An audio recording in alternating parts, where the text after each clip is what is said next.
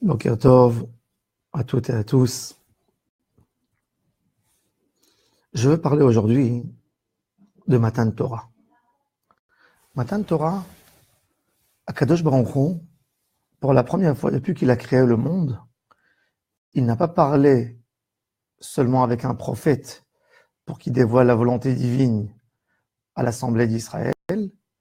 Il a pris toute l'Assemblée d'Israël, il est descendu des cieux sur la terre, sur le mont Sinaï, et il s'est prononcé au Béné Israël. Il a prononcé sa volonté, il a montré sa grandeur à tout un Israël.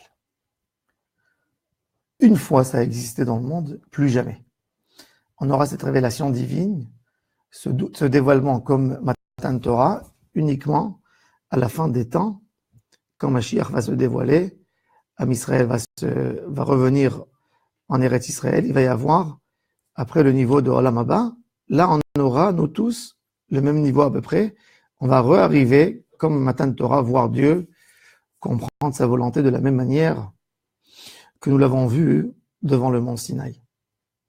Et la question qui se pose, c'est pourquoi Dieu a attendu 2448 ans depuis la création du monde pour faire Matan Torah. Pourquoi Dieu n'a pas fait Matan Torah à Adam Arishon, Adam? Pourquoi pas à Noé? Pourquoi pas Abraham? Pourquoi pas Yitzhak? Pourquoi pas Yaakov? Pourquoi rien qu'à l'époque de Moshe Rabbeinu? Rien qu'après la sortie d'Égypte? C'est une question très dure. Déjà, le Talmud nous dit que le monde a eu 2000 ans d'obscurité, 2000 ans de réparation et 2000 ans de préparation, de se préparer à la fin des temps au Mashiach. C'est-à-dire le monde va durer 6000 ans, donc 2000 ans d'obscurité totale, de recherche d'Hachem. Ça commence avec Abraham Avinu qui a retrouvé Dieu, 400 ans avant Matan Torah. Ensuite, 2000 ans de Avodat Hashem. Après 2000 ans de la fin des temps, de se préparer au Mashiach, de se préparer à la Géoula. Mais la question, c'est une vraie question. Pourquoi Kadosh Baruch Hu a attendu 2448 ans pour donner la Torah? Pourquoi il n'a pas donné ça, la Torah directement à Adam Arishon? Pour répondre à cela, je vais poser encore une question plus intéressante que peut-être vous n'avez pas fait attention. Est-ce que vous savez qui sont les deux juifs qui n'ont pas assisté à Matan Torah? Il y a eu deux juifs qui n'ont pas assisté à Matan Torah. Deux, ils n'ont pas été là-bas. Et ces deux, ce n'est pas des personnes qui étaient malades, handicapées chez eux à la maison, des gens très importants. Les deux enfants de Moshe Rabbeinu, Gershom et Eliezer, selon la grande partie, la grande majorité de Chachamim, ils n'ont pas assisté à Matan Torah. Ils sont venus voir leur père avec leur grand-père, Yitro, uniquement après Matan Torah. Comment ça se fait que les deux n'ont pas été à Matan Torah? Imaginez-vous qu'un homme reçoit le prix Nobel, par exemple. Il invite tous les gens qui sont très chers à ses yeux, sa famille, ses amis, pour le voir au moment de sa grande joie où il reçoit le grand prix Nobel. Là, Moshe Rabbeinu n'a pas reçu le prix Nobel. Moshe Rabbeinu a reçu le plus grand message de l'histoire. Même dans les yeux, pas d'un homme juif, de n'importe qui dans le monde, il y a un débat qui est l'homme le plus influent dans le monde. Normalement, l'homme le plus influent du monde, c'est Moshe Rabbeinu et Avraham Avinu. Avraham, le monothéisme, et Moshe Rabbeinu qui nous a donné la Bible, qui nous a donné la Torah. Pas la Bible, la Torah, après c'est les paroles des Névim, mais tout le monde se base uniquement sur la Bible. Donc c'est l'homme, avec ce message, il a eu le message le plus influent. La Torah, c'est le livre qui a été édité le plus de fois dans tous les livres qui ont été édités dans le monde. Il y a dans le monde aujourd'hui peut-être 2-3 milliards de livres de Torah dans le monde. La Bible qui a été traduite dans toutes les langues possibles. Un message extraordinaire. Moshe Rabbeinu, dans ce rassemblement extraordinaire de l'âme Israël, que Dieu le fixe comme son émissaire, comme celui qui va annoncer la voix divine, comme quelqu'un qui va enseigner au monde qui c'est Dieu, qui va parler au nom de Dieu, il n'y a ni sa femme ni ses enfants qui assistent. Et c'est très dur à comprendre. Comment ça se fait qu'il n'était pas là? A répondu une réponse. Un des grands tzadikim qui vivait en Pologne, Rabbi Yechiel Meir de Ostrovce. Rabbi Yechiel Meir était un des plus grands génies de la génération avant la Shoah, un des tzadikim les plus célèbres de Pologne. Quand il faisait des tfilotes, des prières, il pouvait prier une amida pendant 5 heures suivies, sans s'arrêter. Explique Rabbi Yechiel Meir de Ostrovce, celui qui n'a pas passé l'esclavage pur d'Égypte, ne peut pas recevoir la Torah, ne peut pas mériter avoir Matan Torah. Matan Torah, c'est quelque chose de tellement grand, de tellement énorme. Mais là, je vais expliquer, je vais rentrer dans une autre dimension. C'est quoi Matan Torah? Il faut savoir, tout d'abord, quel était le but d'Hashem Yitbarach de créer le monde. Akadosh Baruch Hu a créé l'homme avec un libre arbitre. Mais le but du libre arbitre, c'est d'annuler notre libre arbitre que nous avons en nous et de devenir comme une machine qui fait la volonté d'Hachem. C'est-à-dire, aucune autre réflexion. Tout de suite, chaque acte qu'on fait avant de bouger le doigt, se poser la question, est-ce que c'est la volonté d'Hachem Yitbarach? Si c'est la volonté, je le fais. Si ce n'est pas la volonté, je ne le fais pas. Chaque pas que je fais, ça doit être avec une pensée extraordinaire pour faire la volonté d'Hachem. Un tzaddik, il ne bouge pas un doigt s'il ne pense pas, il n'est pas convaincu que c'est la volonté d'Hachem en ce moment. Un tzaddik, il n'est jamais là pour dire, même dans la avodat Hachem, ah, j'aurais préféré étudier maintenant, écrire un livre de Torah, mon œuvre, mes cours, ce que j'aime devant une autre mitzvah d'aider à l'autre. Il efface toutes ses envies personnelles, il n'a aucune envie. La seule chose qu'il pense, qu'est-ce que Dieu veut de moi maintenant, en ce moment? Pour arriver à une soumission totale, se soumettre à Dieu d'une manière extraordinaire, qu'il n'y a aucune soumission qui peut ressembler à cela, il faut comprendre, le peuple entier doit comprendre, c'est quoi la notion de se soumettre. Et c'est pour ça que nous avons passé un esclavage si dur et si terrible en Égypte. On était soumis à Pharaon dans nos pensées, dans nos esprits. Et c'est pour ça que le premier décret d'Hachem, le premier commandement dans les 10 commandements, je suis Dieu qui t'a fait sortir d'Égypte. D'où? Mibet Avadim, de la maison de l'esclavage. La maison de l'esclavage, Akadosh Baruch Hu nous dit, je t'ai fait sortir d'Égypte, tu étais esclave. Je voudrais que tu changes. Je t'ai mis là-bas en Égypte pour comprendre. C'est quoi l'esclavage? L'esclavage, c'est une soumission totale. L'homme, il n'a pas le droit même de penser dans sa tête contre son maître. Autrement, il le comprend tout de suite. Ses enfants ne sont pas ses enfants. Sa famille n'est pas sa famille. Son lit n'est pas son lit. Son pantalon qu'il porte sur lui n'est pas son pantalon. La vraie avodat Hachem, c'est de comprendre qu'on n'a rien du tout ici à nous. Rien. Dans tout, rien. Tout est à Hachem Yitbarach. Tout est à Hachem Yitbarach. C'est vrai que ce n'est pas tous les hommes qui peuvent arriver là. Mais le but de la création, que Kadosh Baruch Hu nous a créé, c'est pour cela. Même s'il y a un homme dans le monde qui a compris cette notion, ça vaut le coup de créer le monde pour lui. Kadosh Baruch Hu, quand il a créé le monde, il a créé un homme. Adam. Un homme. Pas 2, pas 3. Adam et Ève. C'était au début Adam, après Ève. La volonté d'Hachem Yitbarach, même une personne. Une personne qui a annulé son libre arbitre par rapport à Hachem, qui a découvert la grandeur d'Hachem sans personne qui l'oblige, sans aucun esclavage, il a compris exactement ce que Dieu veut de lui. Ça, c'est de se soumettre à Hachem Barach. Ça, c'est le but de Matan Torah.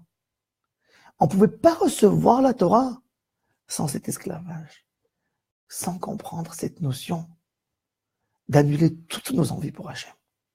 Tout. On ne veut rien pour nous. Tout est pour Hachem Barach. Un homme que même avant de manger quelque chose qu'il aime, il pense, est-ce que c'est bien pour ma santé? Est-ce que je pourrais mieux servir Dieu avec ça? Bechol derarecha dareu, il a dit Shlomo HaMelech. Où tu vas, tu es lié à Dieu. Tu dois être lié à Dieu, c'est le but. Il y a des hommes qui sont liés à Kadosh Baruch Hu à un moment de leur vie, dans leur enfance, dans leur jeunesse, dans leur vieillesse. Mais le moment principal qu'on doit être lié à Hashem Barach, c'est le moment actif de notre vie. Le moment où on amène la parnassa, où on travaille dur, où on a les épreuves, où il faut savoir se taire et ne pas parler, où il faut savoir parler et ne pas se taire. À un certain moment, quand on a décidé de servir Hachem, que le service d'Hachem est plus important que notre confort personnel, que le service d'Hachem Yitbarach est plus important que notre parnassa, que le servir Dieu est plus important que tout ce qui est cher pour nous. La base de tout, c'est Hachem. Anochi Hashem Elohecha asher hotzeticha me'eretz Mitzrayim mibet avadim. Ne pas oublier, dans la Kriyat Shema, avant de dire Hashem Elohechem Emet, Kriyat Shema, l'union d'Hachem. Le juif, dès qu'il rentre dans le monde, il commence sa vie avec un schéma. Et quand il ferme ses yeux et il quitte ce monde, c'est aussi avec un schéma. Et quand il célèbre sa bar mitzvah, c'est aussi avec un schéma. Et le schéma Israël, il finit comment? La paracha de Tzitzit. Ani Hashem Elohechem, asher hotzeti etrem me'eretz Mitzrayim. Je vous ai fait sortir d'Égypte, liot lachem l'Elohim. Tout l'esclavage, maintenant on comprend un peu la profondeur de la volonté divine. Quand Abraham a reçu une promesse de Dieu, Dieu lui a dit, tu sais Abraham, je donnerai à tes enfants cette terre, c'est à eux. C'est eux qui vont vivre dans cette terre d'Israël. C'est eux qui seront là. Abraham dit à Kadosh Baruch Hu, Dieu, Adonai Elohim, il prononce les deux noms d'Hachem, miséricorde et rigueur. Bameeda ki rachena. Comment peux-tu me convaincre? Comment je peux me rassurer que par un que moi je mériterai cette terre? Mes enfants, mes petits-enfants, mes arrière-petits-enfants, toute ma descendance jusqu'à la fin des temps. Il n'y a personne de nous qui est capable de pouvoir dire qu'est-ce que lui va faire dans quelques années. Il n'y a personne de nous qui peut avoir une certitude par rapport à ses enfants, comment ils vont se comporter, par rapport à ses petits-enfants. Et Abraham Avinu demande à Dieu une preuve jusqu'à la fin des temps. Il veut pour ses enfants quelque chose qui va les laisser liés, noués, attachés avec Hashem Yitbarach, sans aucun moyen de se détacher. Bameeda qui rachète Dieu. Comment je saurais? Cette terre d'Israël, la terre d'Israël n'est qu'un symbole par rapport à la liaison avec Hashem Yitbarach. La terre d'Israël, elle signifie pour nous, le peuple juif, beaucoup plus qu'une terre, comme tous les peuples. Beaucoup plus qu'une terre. Un attachement. C'est pour ça qu'il y a énormément de mitzvot qu'on peut les faire uniquement en Eretz Israël. Un symbole de la vie de l'homme. J'ai décidé de me détacher de tout objet matériel et c'est pour ça qu'Eretz Israël n'est pas riche en matérialisme. Il n'y a pas de pétrole, il n'y a pas de grands champs, il n'y a pas beaucoup d'eau. On est attaché à Hachem. Abraham Avinu, il dit, Bameeda ki rachena, que toutes les générations, je pourrais mériter, que mes enfants mériteront c'est ce lien avec toi. Akadosh Baruch Hu lui dit, un être humain, il lui faut des leçons pour comprendre. Ils vont passer l'esclavage, un esclavage dur, corps et âme, se donner 100% de leur potentiel pour leur maître, pour les maîtres égyptiens. Après, ils comprendront ce que toi tu as fait. Avraham Avinu, tout simplement, par une volonté, par un dévoilement d'Hachem, il quittera Haran à 75 ans avec toute sa famille et vient en Israël. 10 épreuves, une plus dure que l'autre, une plus dure que l'autre. Il ne lâche pas, il ne lâche pas. Même quand Dieu lui a promis cette terre et sa femme meurt, et pour l'enterrer, il a besoin de payer les yeux de sa tête, il ne lâche même pas dans l'idée, même pas dans l'idée.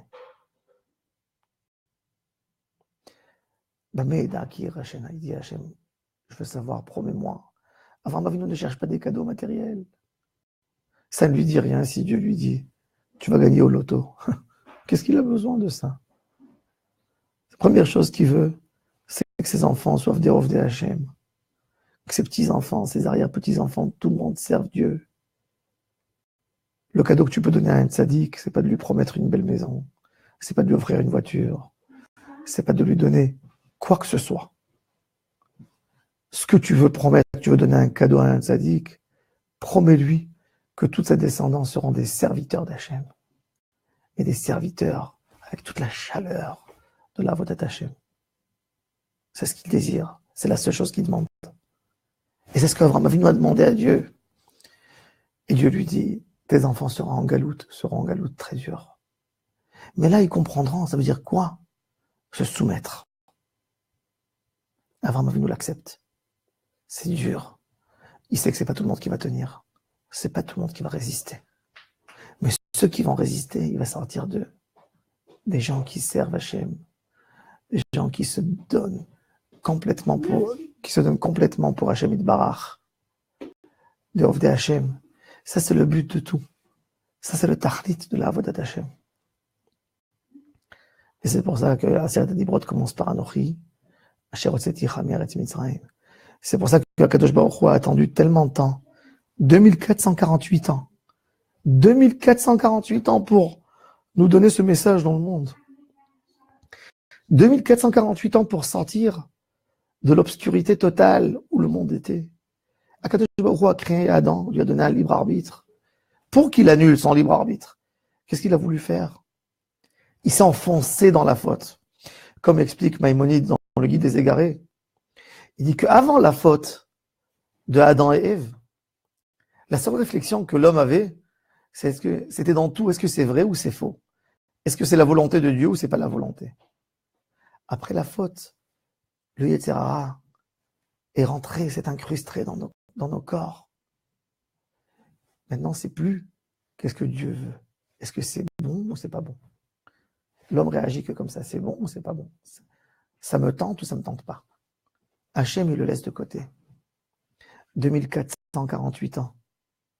400 ans avant que Kadosh Baruch Hu a donné la Torah, il y a cette lumière extraordinaire qui s'appelle Avraham, qui dit, je vis dans un monde, je ne suis pas un animal. Si je suis là, il y a quelqu'un qui m'a créé. S'il y a quelqu'un qui m'a créé, il y a des règles. Et s'il y a des règles, je dois me comporter d'après ces règles. Je dois être là pour faire ce que celui qui m'a créé trouve plaisir dans sa création, dans sa créature. Il cherche Dieu, il cherche. Il renforce la Avodat Hachem, il transmet à son fils Yitzhak. Yitzhak évolue, est prêt de se donner pour Akadosh Baruch Hu, de se sacrifier pendant le moment de Akedat Yitzhak. Ensuite, il y a Yaakov dans l'exil, dans les tsarot, dans les problèmes. Il ne lâche pas Dieu. Ensuite, un Israël en Égypte, 210 ans d'esclavage pur, corps et âme. Il ne lâche pas Dieu, même dans les difficultés. Il lâche dans certaines parties. Mais dans la base, dans l'identité, de vouloir servir Dieu, il ne lâche pas. Mais ce qu'ils ont appris là-bas surtout, c'est de savoir se soumettre. Se soumettre à Hachem Yitbarach. C'est vrai, c'est difficile dans un monde moderne où tout est troublé dans nos yeux. On dit quoi? Moi, je suis soumis? Moi, je suis soumis? Pourquoi je suis soumis? Je suis soumis à personne. Aujourd'hui, c'est un monde mouvements qu'il y a, les féministes, etc., des gens qui veulent, il n'y a aucune hiérarchie dans le monde, personne qui est soumis à personne. C'est vrai, c'est bon. Entre êtres humains, tout le monde a raison. Il n'y a aucune raison qu'un être humain peut dominer un autre être humain, peu importe. Que ce soit un homme, une femme, un enfant, peu importe. Une race, une racine, des Africains, des Chinois. Personne, au moment qu'ils ont été créés par Dieu, tout le monde a été créé par Dieu, il n'y a personne qui a le droit de soumettre quelqu'un d'autre que parce qu'il est comme ça et l'autre. Non. Personne. Mais de se soumettre à Hachem, c'est l'ordre de l'humanité. Se soumettre à Hachem Yitbarach, ça c'est toute la Torah. Am Israël a passé une grosse épreuve. Quand Dieu a dit à Abraham, tes enfants ils descendront en Égypte, ils descendront dans un pays, ils vont passer un esclavage très dur pour comprendre cela. Esav et Ishmaël, c'était aussi des descendants d'Abraham. Mais ils ne voulaient pas sacrifier autant pour apprendre comment servir Dieu. Donc ils se sont sauvés de ce destin. Ishmaël est parti habiter en Arabie Saoudite. Esav est parti habiter à Édom, qui est en Jordanie, aujourd'hui à côté de Petra. Ils se sont sauvés. Le seul qui a pris le bâton de l'exil et le sac, c'est Yaakov Avinu. Pour apprendre comment se soumettre à Dieu. Comment on est là pour perdre notre libre arbitre en réalité et de servir Dieu. Que ça soit obligé, qu'il n'y a rien d'autre, qu'on n'a plus aucun choix dans la vie que servir Dieu. Ça, c'est le Tachlit de Matan Torah. Et c'est pour ça que Dieu a attendu tellement de temps pour nous donner cette Torah. Alors, cette Torah exceptionnelle qu'Akadosh Baruch Hu nous a donnée, il faut qu'on applique. Il faut qu'on se dise, nous tous, comment je peux vraiment me soumettre à Hachem, que je me réveille par son amour le matin et que je dors avec sa miséricorde et avec la prière et avec l'attachement à Hachem. Que quand je marche dehors, je pense qu'à lui. Que quand je vais travailler, je dois travailler parce qu'il se doit pour nourrir mes enfants, que Dieu m'a donné et m'a donné l'ordre de les nourrir. Mais tout, c'est Dieu m'a donné, Dieu qui veut de moi. Se poser la question dans chaque chose qu'on fait dans la vie. Est-ce que Dieu veut ça ou Dieu ne veut pas? Il y a malheureusement beaucoup de gens, tu leur dis, viens dans un shiur de Torah. Tu dis, si Dieu veut, je veux venir. Dieu veut que tu viennes. Pas besoin de dire si Dieu veut.